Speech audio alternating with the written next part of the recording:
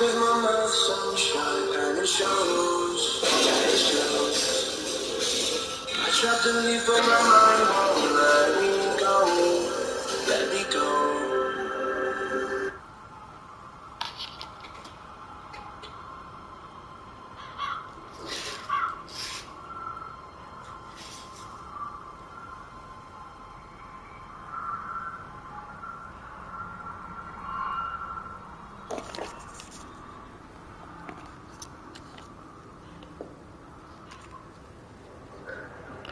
Hey, that's your body. Just saying, you got this! Woo!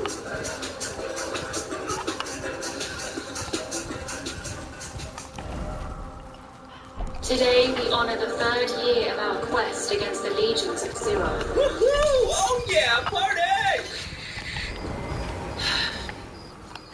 This war is far from over, and we shall need your sword. Oh, and mine, I've got a sword. It's gonna be awesome. Stop it. You will not fight alone. Join me now and receive one of my best to fight at your side. Wait, it's me, right?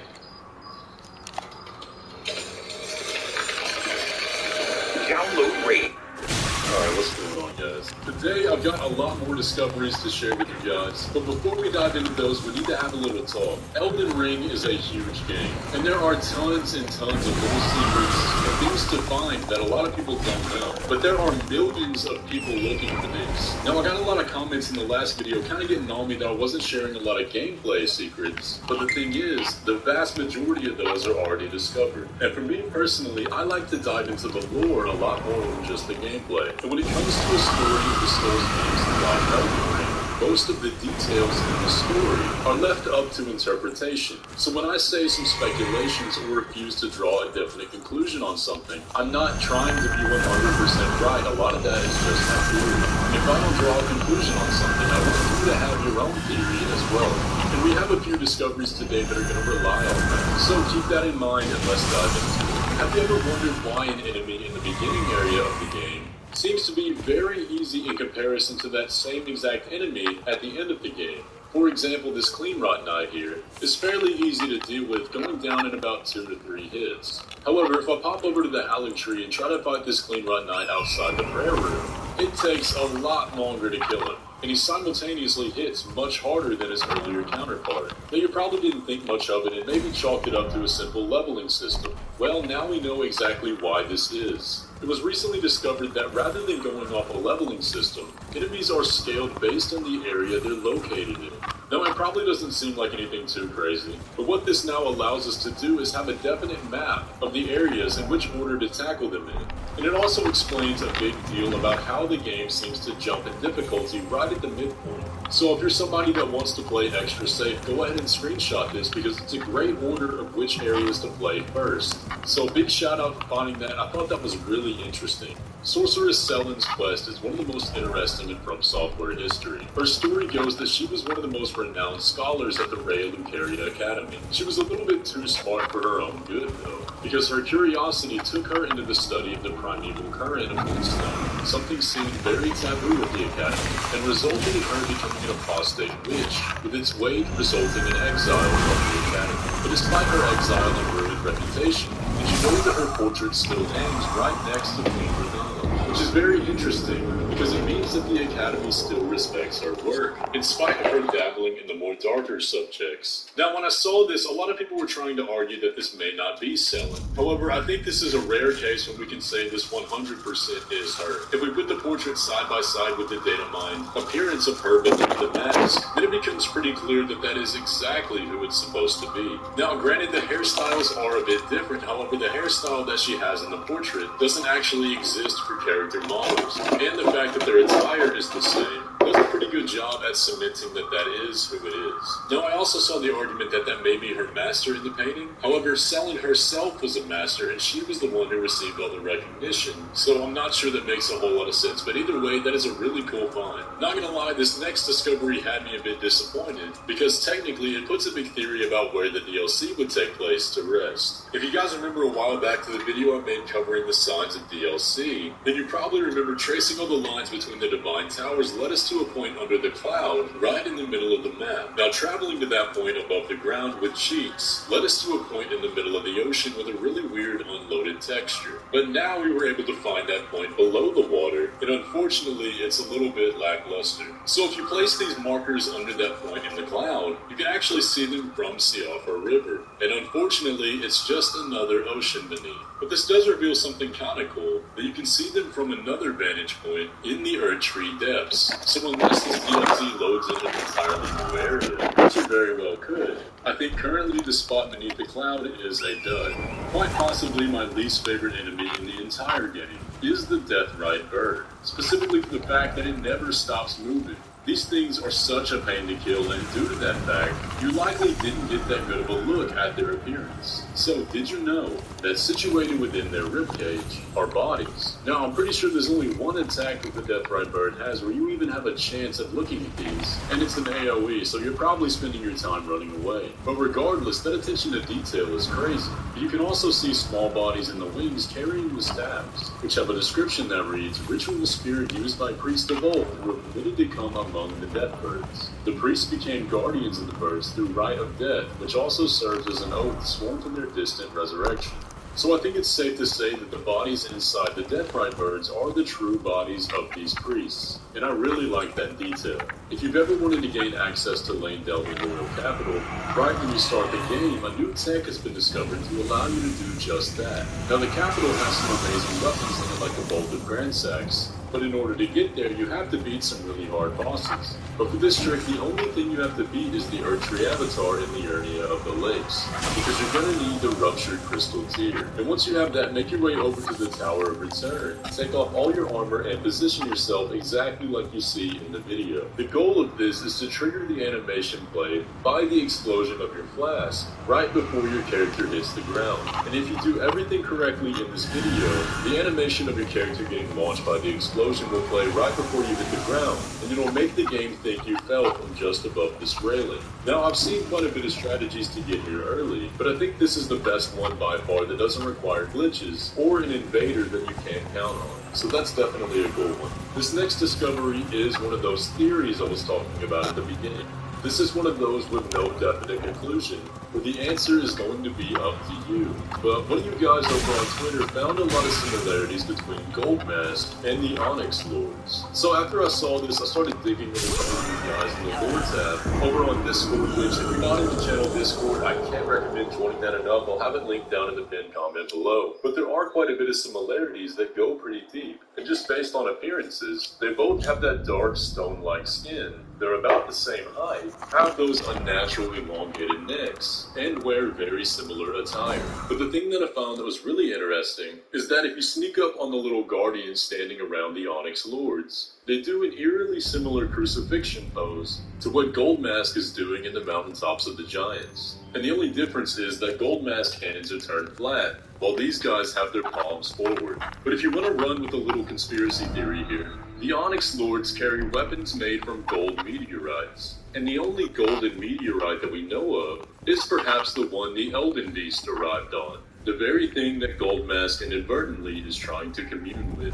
But if you want another interesting discovery about Goldmask, after revealing the secret to him that Radagon is Marika, he'll supposedly go into a very uncomfortable state. However, his pose doesn't really reveal his distress. That is, unless you go and see him as a summon. If you join somebody's world after they've told him the truth, you can find him in this secret pose, clutching his face in distress. I'm not sure exactly why this only appears when you're a summon, but it is extremely interesting and something I want to investigate further. And for the final one today, did you know about the origin of the name of the god-eating serpent? Based on the name of the site of grace here, the serpent's name appears to be Egle, which appears to be clearly derived from an old Lithuanian fairy tale. one about Egle, the Queen of Serpents. In a brief and simple explanation, the tale revolves around a maiden named Egle who found a grass snake in her clothes. The snake could talk in a human tongue and told her that the only way it would go away is if she married him. Through the snake's persistence and with Egle not fully understanding the consequences, she was then visited by thousands of snakes that were attempting to bring her to their master who she would marry. But Egle and her family managed to deceive the snakes through various means of bribes until a cuckoo in the tree told the snakes the truth, and Egle was taken by the snakes to the bottom of the sea, where she met the grass snake prince. Now the story has a lot more to it, and it's definitely not a basis for Rykard's lore, but I still think it's super interesting that the name can be traced all the way back to that tale. But guys, that's going to pretty much do it for the video today. I hope I showed you something that you didn't know. We're starting to get to a point in these discoveries.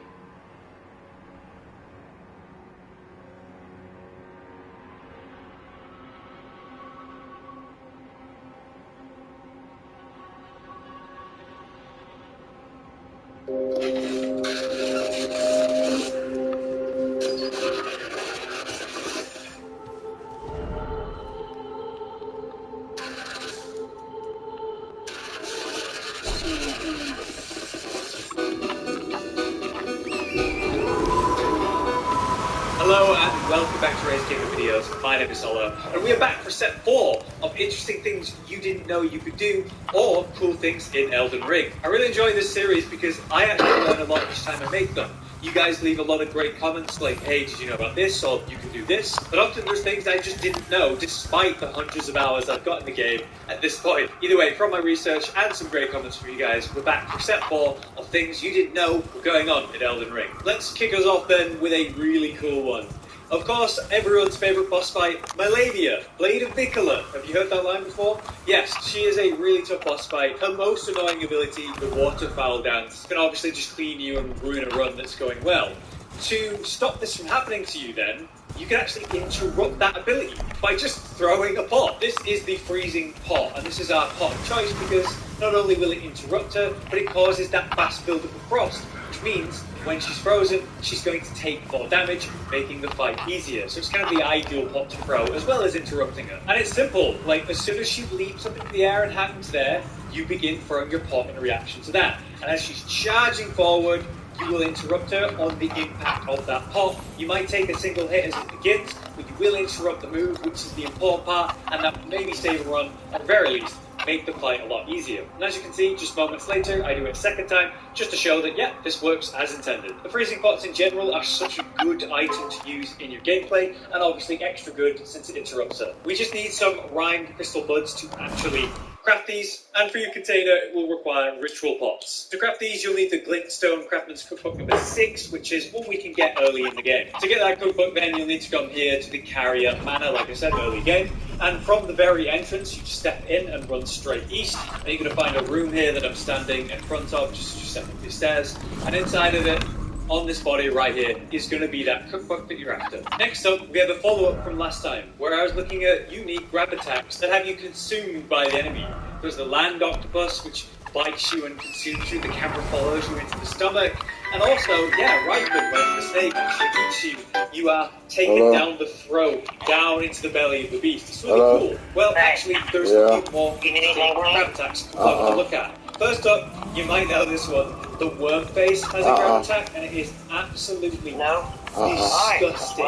Being gobbled by that, whatever the hell that face is, all those worms coming out of it, that ball is disgusting. Definitely not something you ever want to be grabbed by. But did you know that the spirit collar snails, the snail enemies of this game, they have a grab attack? It's quite rare, but they can actually grab you and twist around you, wrapping around you like a snake, constricting you, and then they just like bite and consume your face, like down your throat maybe.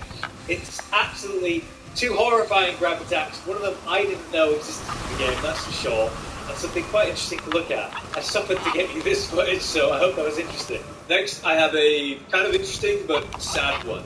So you probably know about the storyline with the jellyfish, but in case you don't, you can come here to the Stargazer's ruins in the mountaintops of the Giants, and you'll hear her speaking out, this jellyfish. She speaks of her sister. They had an agreement when they turned 14 they would go to see the stars, but they've become separated somehow. She's speaking actually about the jellyfish that you had given by the spirit tuner. Her name, is Aurelia. So if you do reunite them by summoning Aurelia there in front of your system, they'll have a dialogue, it'll be sweet, you'll get a little cute emote that lets you do a little spin, and then off they go, I guess, to go see the stars. And that's the end of the storyline, you might think. But we can actually learn a little bit more about them, and that's why I say it's kind of sad. Just behind the Stargazer ruins to the northeast is a little path. It leads down to a sort of cliffside. Down here, we have some little rabbit creature ghosts and a couple of gravestones. If we examine the gravestones, it says, here lies Aurelia and Aureliette, who never saw the stars. This to me implies that these are, well, I mean, they're quite small compared to your regular gravestones, aren't they? It implies that they died before they actually reached age 14. And somehow they were brought back, the spirits of jellyfish. Somehow we were able to reunite them beyond their death, and then hopefully they'll go see the stars, or whatever that means, together now. But it really calls into question the origin of the jellyfish spirits in this game. There are a lot of them around the world, and now you've got to wonder, what is the story behind all of them? Next, I have a couple of interesting things to say about these annoying-ass siege fire enemy guys.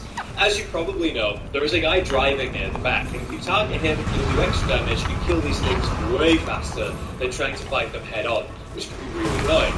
But there's actually a couple of things you can do to also help with these.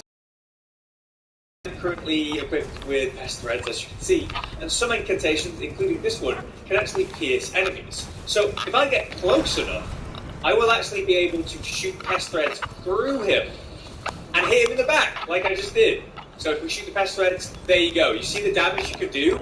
As soon as you're actually hitting him, it skyrockets the damage, and it's really cool to see that some incantations have piercing capabilities, which come really beneficial against enemies like that. Thing is though, what if you don't have a piercing incantation like pest threads to do that with? Well, fortunately, at the top of the head, you can see there's some fire or gas coming out the top. That's actually a vulnerable spot. And if you draw them to a place where you can get above them, then leap down upon them and attack, you will actually do a special animation. You will sort of plunge, climb up onto the head, and then stab into that sort of then, blowing it up. The explosion does damage to everything around it, so you don't want to be near that when it actually happens. But yeah, you can actually do a unique punch attack, instantly killing these guys if you can get above them. So using terrain to your advantage where possible against these guys is a good idea, but be wary that it's kind of weird. You don't actually do a plunge attack, you kind of leap towards the head, and then when you're about to collide with it, you do a light attack. And then that triggers this special animation. Pretty cool, and certainly very useful. Next, you might know about this building and what's inside of it in Mount Tops of the Giants. But it's a secret if you don't, right? How do you get to it? It's kind of just out the way. If you don't know, there are invisible paths in Elden Ring. They've done this in all the series. There's a couple around the world, and this is probably one of the more prominent ones.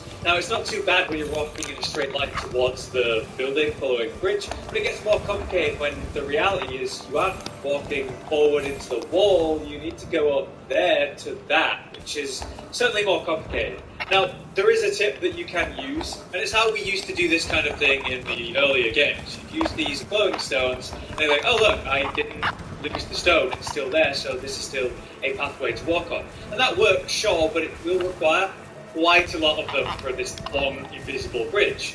However, if you use the Ancestral Infant's Head, which we talked about in a previous episode of this series, you can actually place fire down. And that shows you where there is flora stand on, where you're staying there. So see on the left there, they're falling, but here, it's safe. And this is an infinite resource tool. All you need is FP to use it. It's not like we need any crazy stats to use this. It's not like it's going to take any particular skill. We just have to run some Ashen Class for a little bit. So we can use it to reveal where we're supposed to go as we go up to the balcony. So as you can see, that has not fallen, so I can walk on it. Now I want to be very careful and not like step too quickly. We can once again use it, and we're looking for anywhere where it's falling on the side. So on my left there, it fell down, so I want to make sure I keep center. And as you can see, there's a nice message here, just to confirm that, yeah. All clear. Whoa, using that Craftsman style, 3-bed, 2-bath. Just got pre-approved for a mortgage with Navy Federal Credit Union. No down payment. Get 100% financing from a top VA loan provider. Navy Federal Credit Union. Our members are the mission. At Men's Warehouse, we'll help you look your best for wedding season. We'll help groomsmen look more groomed, proud fathers look more proud, officiants look more official, and best friends look better than ever. Men's Warehouse. Love the way you look. Elden Ring's armors aren't just there for the looks, though that could be debatable, but also for their late game usefulness. Today we're taking a look at 8 of the most powerful late game armor sets that you're not going to want to miss. Some will provide bonus damage to certain abilities, others will provide unique gameplay features, while the rest will provide some of the best defenses for the least amount of drawbacks. So let's begin with the first one, which is the Black Knife's armor. If you're playing with a thief/assassin character, there's no way you won't want to get your hands on this amazing piece of set. Not only does it look cool, but it comes with a secret bonus that completely muffles all of your skills when having the entire armor set equipped. I'm not even kidding, you can run a whole marathon behind an enemy's back and they will never hear you coming. To get this, you need to make your way to the Ordina town right here on this side of the map, but before you can proceed there, you first need to activate the Grand Lift of Rod using a secret talisman made out of 2 halves that open up the hidden path towards that village.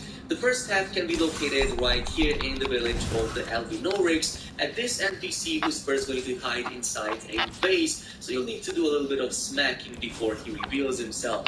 The second one is going to be located on the rooftop at the Castle Soul that you can reach simply accessing the Grand Lift of Rod the normal way and making your way over there. Now it does involve defeating a boss, but once you do that, you can make your way to the top and get the second half, which you can then bring back at the Lift of Rod. And what you need to do from this point on is to activate the secret medallion by actually switching to it when you're at the top of the activating platform. From here, simply head over north to the Ordina town and take the route right here to the right side of the village until you see these 3 archways. The armor will be located beneath the smallest one right here at the beginning, so go ahead and collect it, and congratulations, you will look extremely cool from this point on. Now, if you made your way already to the Black Knight armor, you already had to fight and defeat Commander Niall back at the Castle Soul rooftop.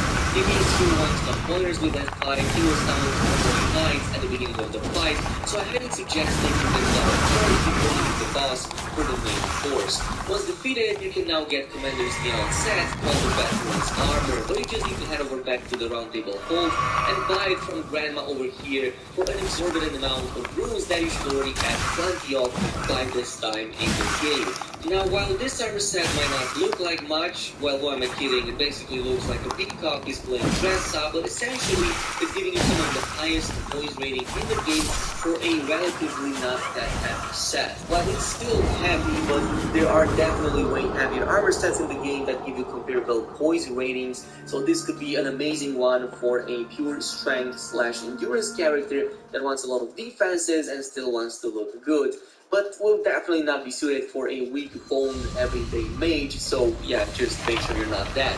Now, if you still want a lot of defenses and a lot of poise, but not have a lot of weight to carry on your shoulder, and look more further than the Beardgodalucard's armor, and in my opinion, one of the best, if not the best, armor set for a pure strength player. You have to start this at the Outer Wall Battleground right here in Lindell. From here, simply follow this route up the nearby stairs, heading to the right through the nearby woods, and then descending onto the nearby lake. From here, just follow through the narrow path in the next area and enter the Orisa Hero's Grave using this door. Now, when you're inside here, you're going to want to pass a number of chariots that can one-shot you, so here's the best route. So for the first one, just hold right and make your way until you see this gap in the wall with the 2 skeletons as the chariot is just about to pass you. So wait for it and immediately exit, and then run downwards, still keeping it to the right, and then just jump down into the small gap in the floor until you reach the sewers. From here, navigate to the right side of the sewers, and then go ahead at the exit. Here you will see a large area with 2 chariots, so you will need to avoid them by simply alternating between them. For the third and final chariot, simply wait over here a bit at the columns until it's making its way back at the door. And then just run on the right side in this gap, wait it to go down, and then make your way to the main door. And from this point on, the coast is clear. From here, there's just a few more steps away from fighting 2 crucible bosses, so I definitely recommend having a summon that can do tankiness. So Stallion summon is definitely one of the best early on. Once defeated though, you get the really cool Ordo's Great Sword, but also the Crucible armor set.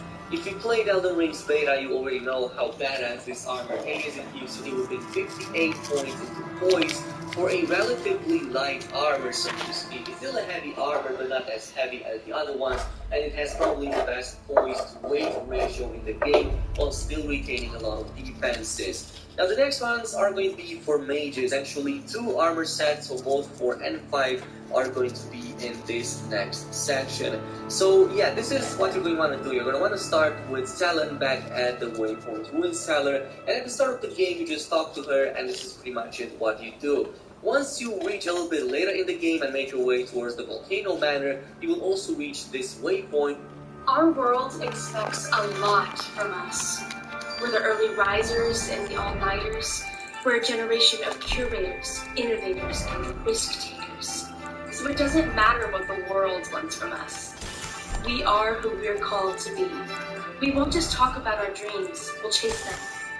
Yeah, the world expects a lot from us. It's time we ask ourselves, what do we expect? Expect something great.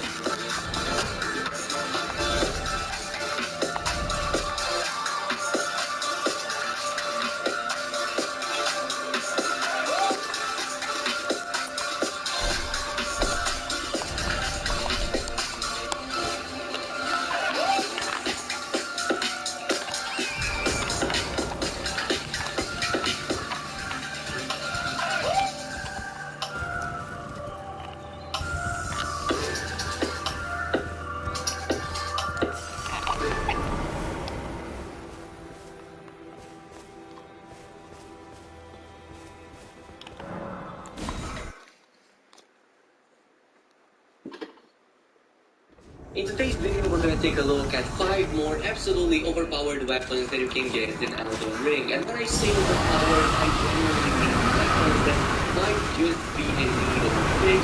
Some of them got huge unintended maybe bugs after the recent updates, while others were just always amazing at taking down enemies. So we're going to check all of that and more in this video, and let's begin.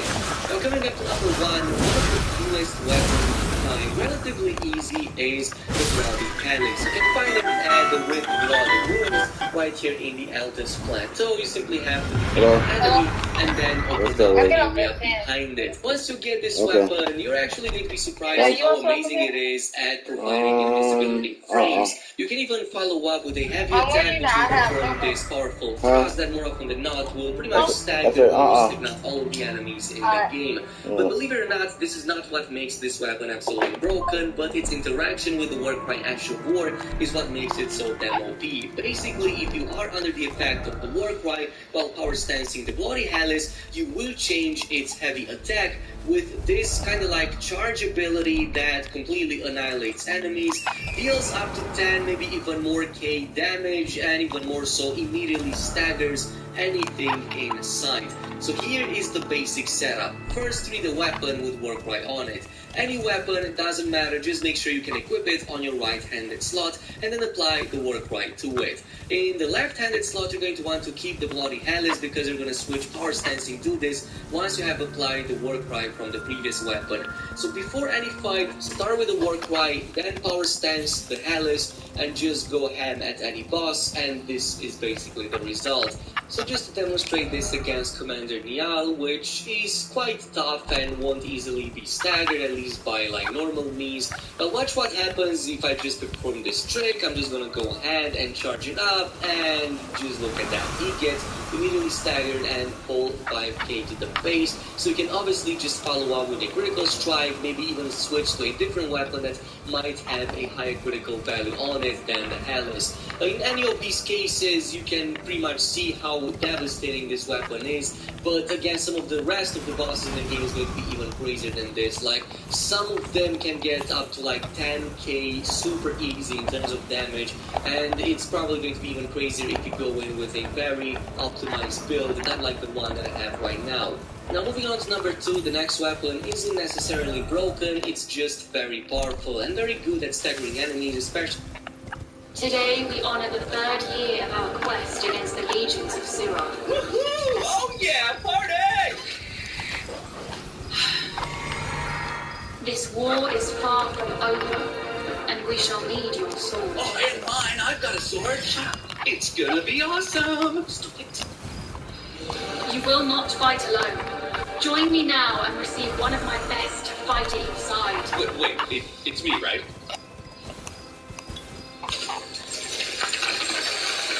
Download Raid Shadow Legends and get a free gift pack with the Epic Champion Talia.